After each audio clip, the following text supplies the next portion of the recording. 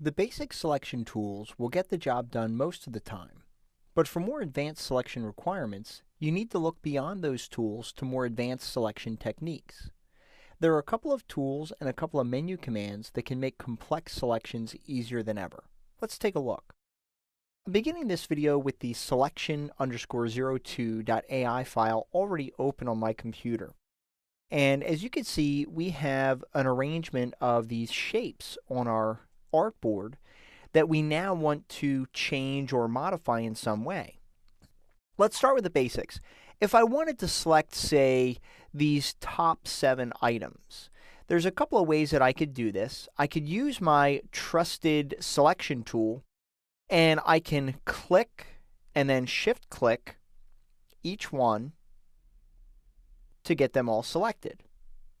Another way I could do that, which is pretty quick, is I can click and drag using a marquee, and anything that falls within that marquee is going to get selected. So even though we're talking about more advanced tools in this video, the basic selection tool really does allow you to select a range of shapes using the marquee method. Now, the other tool I wanted to cover was one that's pretty cool, which is called the lasso tool. And the job of the lasso tool is to select any of the objects that fall within the selected area.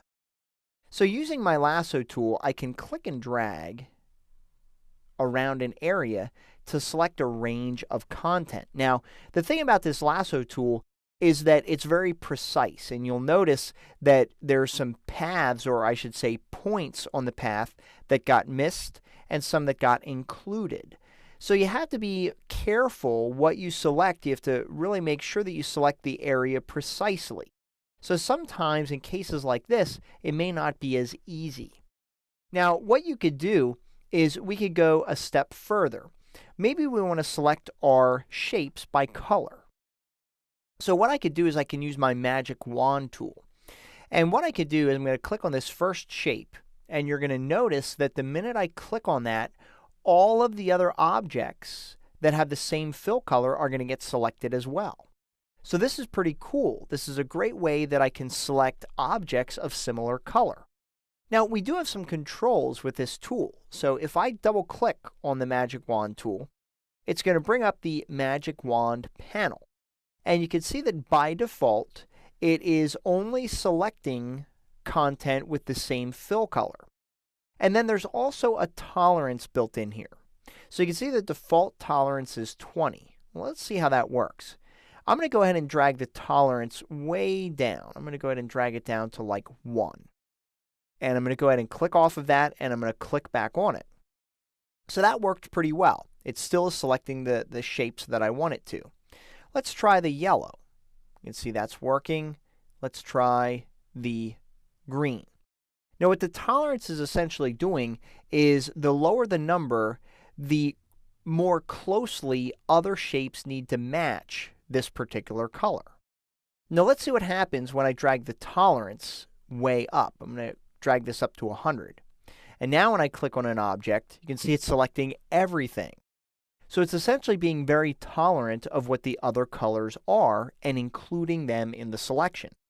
So you can make adjustments here. Like if I go down to, say, 60, and I click on a light green color, it's still including everything. So let's drag that down a little bit more. Let's go to 40. I'll click on my light green color. You can see now it's not including the red or the brown. Let's go down to 30. Go to light green. Now it's only selecting light green. So maybe if we adjust this somewhere in between, I can type in a value if I want to. You can see now at 35, it's selecting the light green, dark green, and yellow colors. So the magic wand tool can be very useful depending on what you're trying to select. So we can go ahead and change this back to 20, which is the default.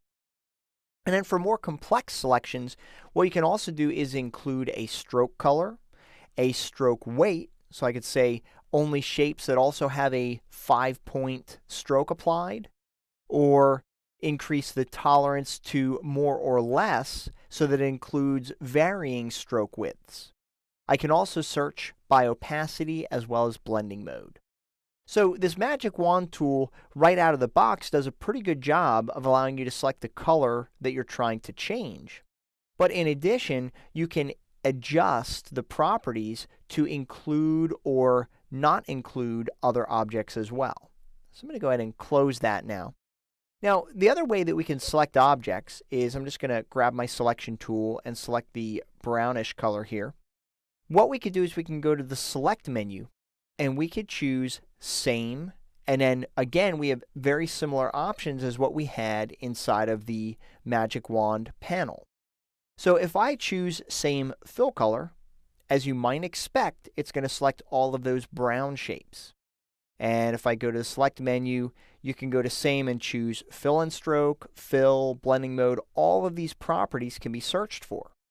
Now you can also go to Object, and you could say all objects that have all text objects, or all point type objects, or all bristle brush strokes. So you have a lot of ways that you can search for objects inside of Illustrator. Now, the other cool thing about the ability to select different objects using these techniques is that let's go ahead and choose the light green or lime green object, and I'm going to choose Select Same Fill Color. And what we could do now is maybe we want to make color adjustments. So we can come over to the Swatches panel, and I think this color, instead of being like the lime green, let's go ahead and make that pink. And then we'll go ahead and select the dark green, Select Same Fill Color, and we'll go ahead and make this the teal color right here. And we can continue going down the road. Maybe this time I'll use the Magic Wand tool, and we'll make this orange.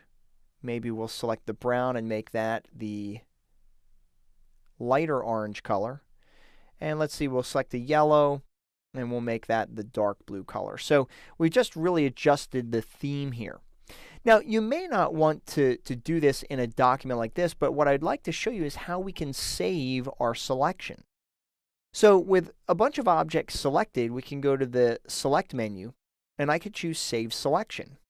And I'm going to call this selection Dark Blue Objects. And you go ahead and click OK. And let's go ahead and choose the red shapes. I'm going to go to Select, Save Selection, and I'm going to call this the Red Objects. There we go. Go ahead and click OK. Now I'll go back to my selection tool and click on an empty area so that I have nothing selected. And now if you go to the Select menu, you'll notice that we have those options right here at the bottom of the drop-down menu. So if I choose my dark blue objects, it's going to select all of those components without me having to manually select them in different areas. And one reason you might want to do this is if you have certain components in your artwork that are particularly difficult to select, even by color or stroke or fill. So once you select them, even if you have to do it manually, you can save that selection for future use. That way you don't have to manually select all those components each and every time, making it a lot easier to work on your content. As you can see, when it comes to more advanced selection needs, Illustrator has it covered. Using the Select Same commands or the advanced selection tools, and by saving your selections, you're sure to get the job done in no time at all.